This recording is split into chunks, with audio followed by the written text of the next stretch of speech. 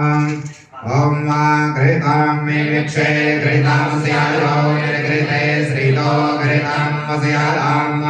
आलोकवदमां बहमादयस्वाहा घृतं प्रेकवपक्षी अभयम्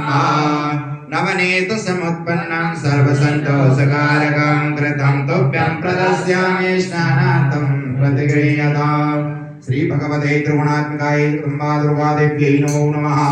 घृतस्नानान्ते गुणशुद्धोदकस्नानं समर्पयामि मधुस्नानम्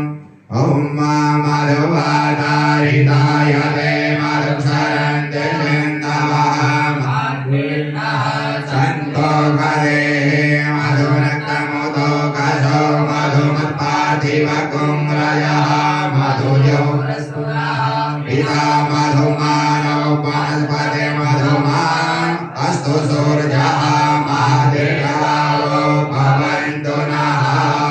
श्री त्रिगुणात्मिकायै भगवती जगदम्बायै नमो नमः।